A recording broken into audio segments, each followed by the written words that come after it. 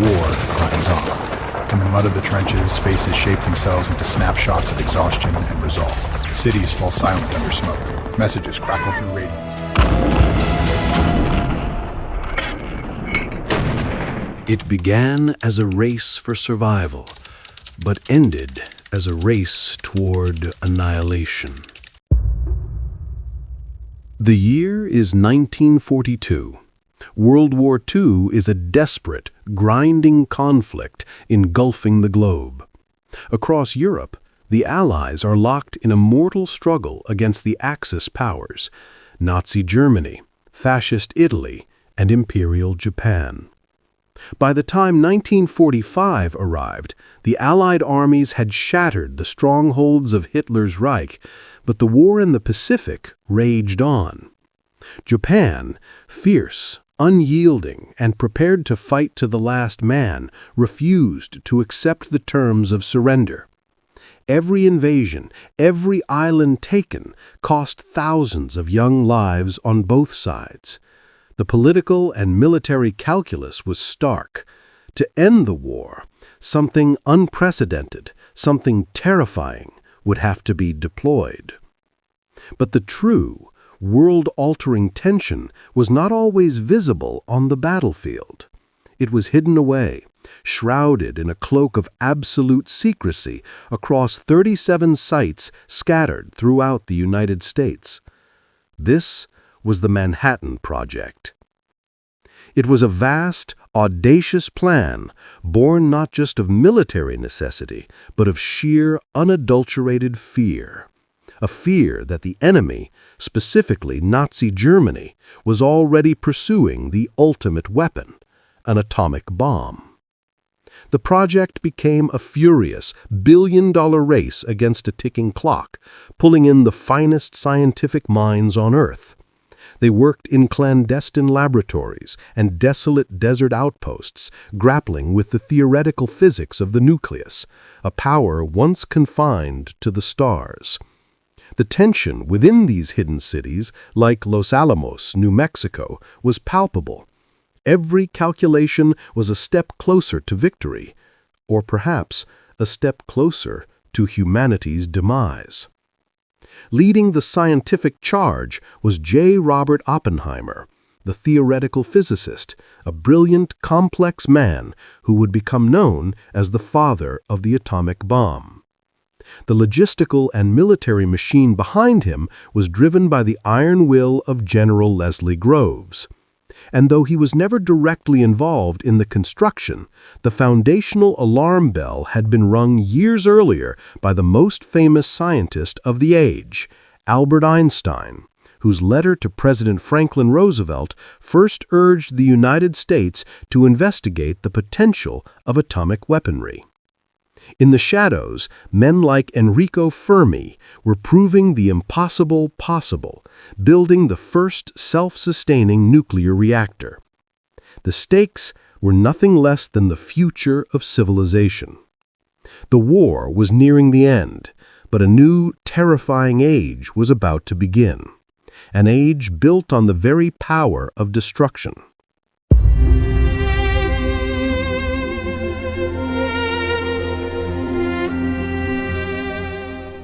The Manhattan Project required more than just brilliant minds. It demanded a vast, hidden industrial complex.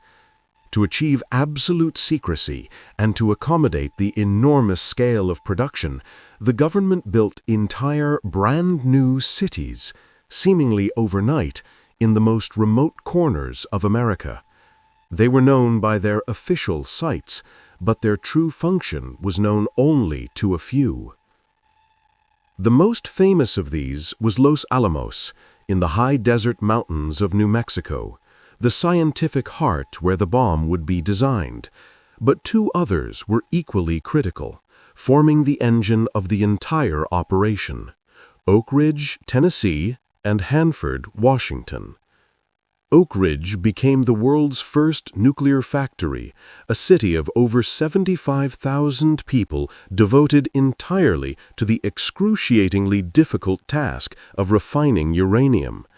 They separated the rare, fissile isotope uranium-235 from the common, inert uranium-238, a process so complex it required miles of plumbing and vast humming complexes.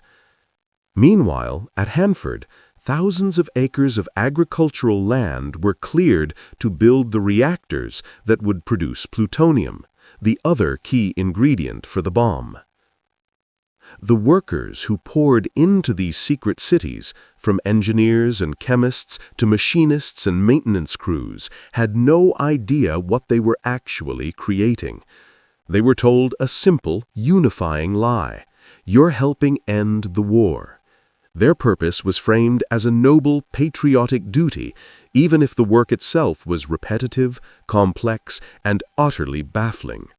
They worked on pieces of machinery, on processes, or with materials, none of which they could understand in context. Secrecy wasn't just a policy, it was the foundation of their entire existence. At Los Alamos, the pressure on the scientists was immense. They wrestled with equations that determined the yield of the weapon, living in constant fear of two outcomes: the terrifying success of the Nazis or a catastrophic failure of their own design. The work consumed them. Wives and children lived in isolation, cut off from the outside world, their mail censored, their movements restricted. The only outlet for the scientists' profound anxiety was often found in encrypted letters or strained formal gatherings. The secrecy didn't just contain the project, it contained the conscience of the people running it. They knew they were forging a weapon unlike any other. They were breaking the most fundamental barrier in nature, unleashing a power that could not be put back in the bottle. It was this profound moral burden that the man who led the laboratory, J. Robert Oppenheimer, would later reflect upon with agonizing clarity, stating simply, "The physicists have known sin."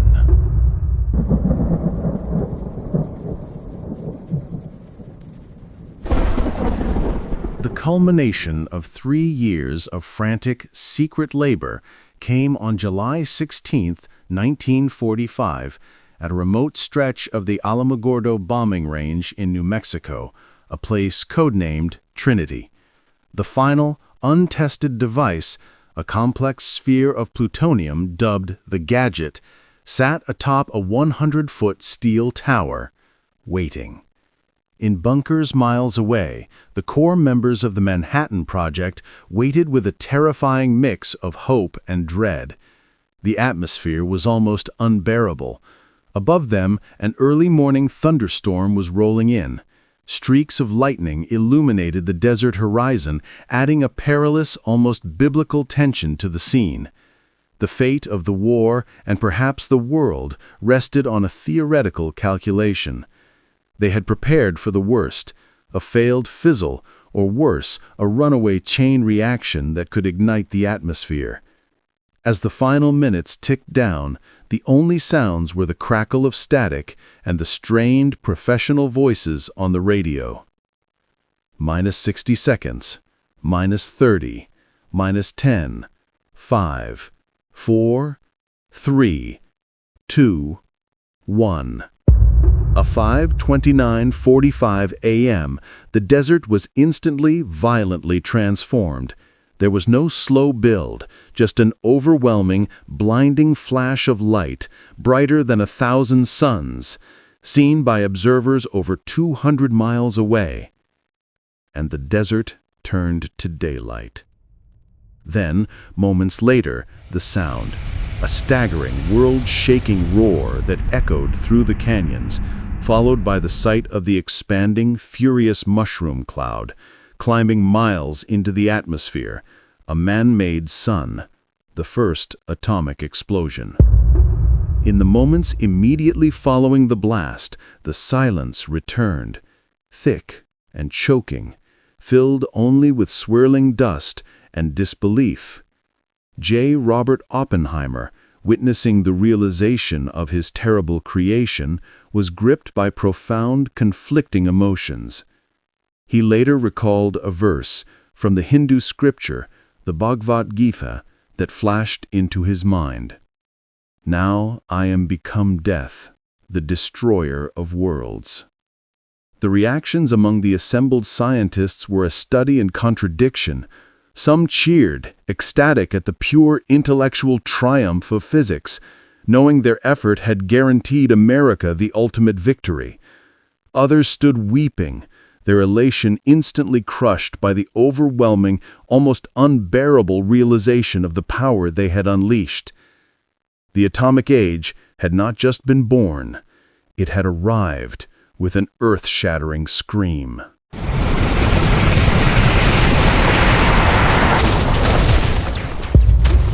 The successful flash at Trinity immediately presented the United States with the most profound ethical and military dilemma in history. What now? The war in the Pacific remained brutally savage. Even as Germany surrendered, the Japanese Imperial Army continued its uncompromising resistance. The world had witnessed the horror of kamikaze attacks and the bloodshed of battles like Okinawa, where tens of thousands of lives, Allied, Japanese soldier, and civilian, were consumed in desperate fighting. Military planners looked ahead to the projected invasion of the Japanese home islands, Operation Downfall, and predicted casualties that were staggering, potentially millions of Allied and Japanese deaths. Meanwhile, the leadership that guided America through the war had fractured. On April 12, 1945, President Franklin D. Roosevelt died, suddenly elevating Vice President Harry S. Truman to the presidency. Truman, initially unaware of the Manhattan Project's true scope, was briefed and inherited the ultimate choice. The choice was clear, yet agonizing: invade Japan, enduring the projected slaughter, or use this terrifying, unprecedented new weapon to force a swift surrender and save untold lives. This decision remains the subject of fierce debate to this day. Was it a necessary final blow to end the war and prevent a devastating invasion, or were other factors at play? Was the ultimate goal not just to defeat Japan, but to send an unequivocal warning to the rising power of the Soviet Union, a dramatic curtain raiser for the Cold War that was already brewing? This question haunts the legacy of the bomb. The decision was made. The order was given. Even as diplomats debated, the machinery of destruction moved forward in absolute secrecy. Preparations were finalized for the two operational weapons, Little Boy, the uranium gun-type bomb, and Fat Man, the more complex plutonium implosion device similar to the one tested at Trinity. Three primary targets were swiftly identified, large cities that had been spared the heavy conventional bombing raids, chosen to clearly demonstrate the bomb's horrifying power: Hiroshima, a significant military and industrial center; Kokura, home to a large arms plant; and Nagasaki, a major port and industrial hub. The crews and weapons were dispatched, their missions veiled in secrecy. They flew toward their targets not as soldiers expecting a conventional battle, but as bearers of a final, terrible judgment. The clock was ticking down on the atomic age's debut performance.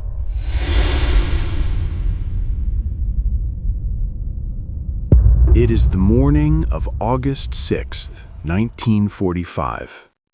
Over the city of Hiroshima, the weather is clear. We joined the pilot of the B-29 bomber Enola Gay, Colonel Paul Tibbets. For him, the culmination of years of training is now reduced to a series of precise, final actions. At 8:15 a.m., over the city, he executes the drop. The weapon, Little Boy, falls away into the sky. Tibbets immediately executes a violent, invasive maneuver, banking the heavy plane hard to escape the coming shockwave. Below, the city lives a quiet morning. A school teacher is arranging lessons for the day, perhaps correcting papers. She worries about the constant threat of air raids, but is grateful for the temporary peace of this beautiful summer morning. The war has scarred everything, but life continues. A child is playing near the Ota River, laughing, oblivious to the history about to unfold above him. He is simply focused on the small world of the riverbank, chasing a floating piece of wood. At approximately 8:16 a.m., the world stops. The bomb detonates some 1,900 feet above the city center. The force is instant and absolute.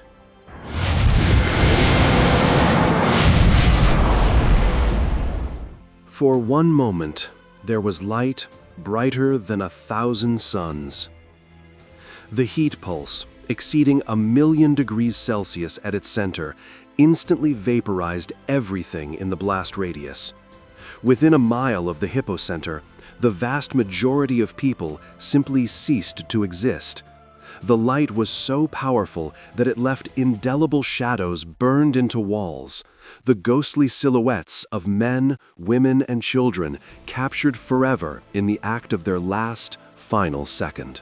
For those further out, the heat flash caused unimaginable third-degree burns. The resulting shockwave flattened nearly every structure for miles, turning the wooden and concrete city into a landscape of pulverized rubble and fire. The school teacher, the child by the river, their lives were irrevocably destroyed, their fates instantly decided by a force they could not comprehend. The immediate aftermath was a vision of hell.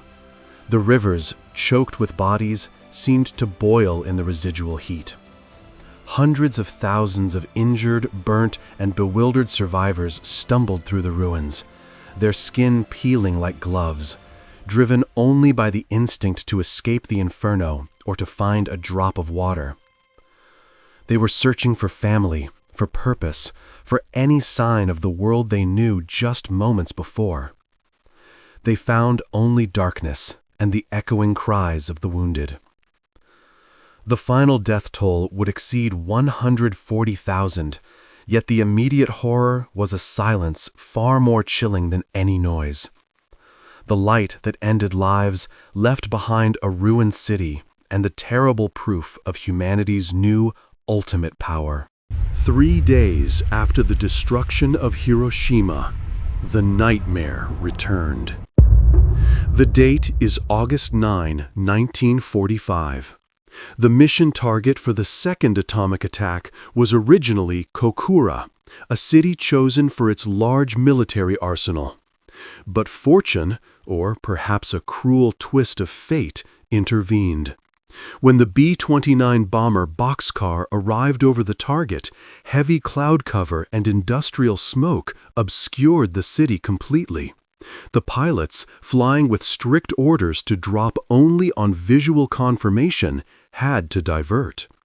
Running low on fuel and with the window of opportunity closing, the crew turned toward their secondary target. The city of Nagasaki was never the intended target until fate shifted the wind. Nagasaki, a port city built in valleys and ridges, possessed a large Mitsubishi steel and arms works, but it was structurally very different from flat Hiroshima. Because it was not the primary target, the city had been largely unaware of the immediate danger.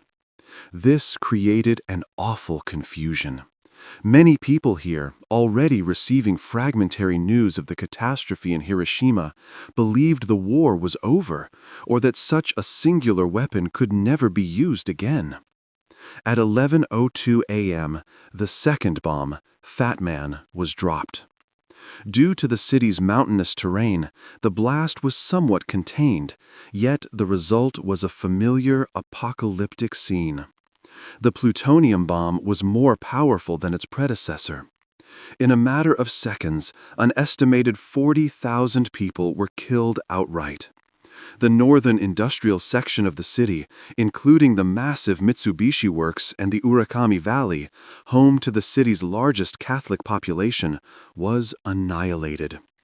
The survivors were plunged into a reality compounded by the horror of the first attack. Many had just heard the desperate news from Hiroshima. Now, the same searing agony, the same blinding light struck them personally. The true weight of the tragedy rests in the testimonies, the raw, indelible memories of those who lived through the impossible. We hear the emotional echo of children searching for family in the ruins, crying out names that would never answer. We imagine the doctors and nurses, many themselves gravely injured, facing tens of thousands of casualties with no medicine, no resources, and no hope. The bombings of Hiroshima and Nagasaki created not just an end to the war, but a second, permanent silence. The silence of profound loss, radiating outward through history. They marked the moment humanity gained the power to obliterate itself. The sheer, overwhelming scale of destruction in both Hiroshima and Nagasaki forced a final, agonizing decision upon the leadership of Japan. Facing not just defeat, but the annihilation of their nation, the Japanese government finally accepted the terms of surrender. On August 15, 1945, the voice of Emperor Hirohito, a man previously regarded as divine and whose voice had never been publicly heard by his people, crackled over the radio waves in a formal address announcing the war's end. He spoke in archaic language, acknowledging the devastation with a phrase that would forever define the moment of Japan's surrender. "We must endure the unendurable." Globally, the world was gripped by a mixture of euphoria and horror. In the Allied nations, streets erupted in spontaneous celebration. VJ Day, the end of the long, terrible war. But the triumph was immediately tempered by the growing, chilling realization of the nature of the weapon that had brought it about. Newspapers and reporters struggled to convey the reality of the devastated cities, reporting on a landscape unlike anything seen before, a city where human beings had become shadows burned into walls. While millions rejoiced at the peace, many of the men who had built the bomb were consumed by guilt. The intellectual victory of the Manhattan Project had curdled into a moral catastrophe. This profound conflict came to a head in a tense, private meeting between the father of the atomic bomb, J. Robert Oppenheimer, and President Harry S. Truman. Burdened by the human cost of his creation, Oppenheimer attempted to share his moral distress with the commander-in-chief. He confessed his personal guilt, stating, "Mr. President, I feel I have blood on my hands." Truman, a decisive politician shouldering the immense responsibility of ending the war, was unmoved by the scientist's anguish. He reportedly offered Oppenheimer a handkerchief and later dismissed the scientist's moral crisis with a cold, dismissive remark that solidified the political schism between science and state. Don't let that crybaby in here again. The war was over, but the moral accounting had just begun. A new era of nuclear politics was born, built on global shock and the fading hope that the terrifying power that ended the war would never be used again. The soundscape fades out, leaving a final, unresolved chord of political tension. The initial catastrophe of the blasts, the firestorms, the collapse of the cities, was only the beginning of the horror. In the days and weeks that followed, a terrifying new sickness began to appear among the survivors. This was radiation sickness, a silent, invisible killer that defied all conventional medical knowledge. Survivors, known in Japan as the hibakusha, or explosion-affected people, began to experience devastating symptoms. Their hair fell out in clumps. They developed purplish spots from internal hemorrhaging. They suffered severe internal damage, fevers, and chronic fatigue. The makeshift hospitals in the surrounding areas quickly overflowed, overwhelmed not just by the thousands of severe burns and blast injuries, but by this terrifying, unseen disease that doctors simply could not treat or comprehend. They realized with dawning horror that the atomic bomb's malice was not confined to the moment of the blast. The lingering, invisible fallout was equally deadly, continuing its grim work for months and years. American and Japanese scientists poured into the ruins to study the effects. They studied the burns, the residual heat, and the strange, delayed onset of diseases. Their findings confirmed the terrible truth. Humanity had unleashed a force that continued to torture its victims long after the surrender papers were signed. But as the world grappled with the moral and medical fallout, the political landscape was already shifting. The display of atomic power, which had been intended to decisively end World War II, immediately sowed the seeds of the next global conflict. The Soviet Union, led by Joseph Stalin, was galvanized by America's sudden, unchallenged dominance. The Soviet Union rapidly intensified its own secret nuclear program, determined not to be left vulnerable by the West's terrifying new advantage. The weapon that ended one war had irrevocably started another. The United States entered a period of unprecedented power, but also unprecedented vulnerability. The scientists had unlocked the atom, and the politicians had deployed it.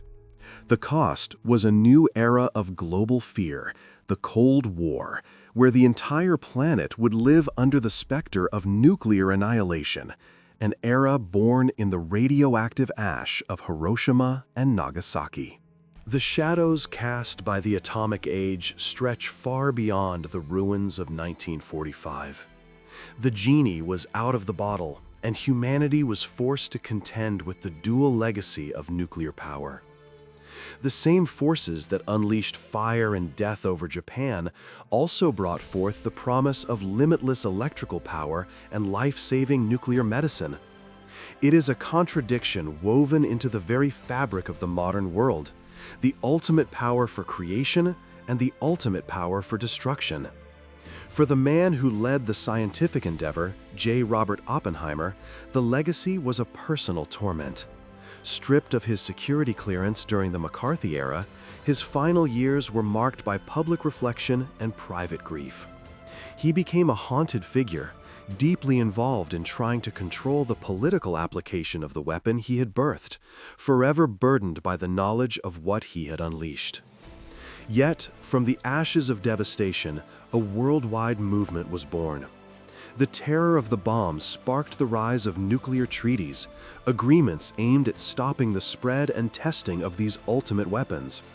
It fueled passionate peace movements dedicated to ensuring that the horror of Hiroshima and Nagasaki would never be repeated. Today, monuments of remembrance stand in those rebuilt cities, not as shrines to defeat, but as powerful, solemn warnings to all future generations. The birth of the atomic age was the end of innocence. It was the moment humanity acquired the power to end history itself. In those blinding flashes, a fundamental choice was revealed. In the ashes of Hiroshima and the devastation of Nagasaki, humanity was forced to choose wisdom or extinction. The world has survived, so far, by walking that razor's edge. The echoing tragedy of the past remains our most potent guardrail against the future.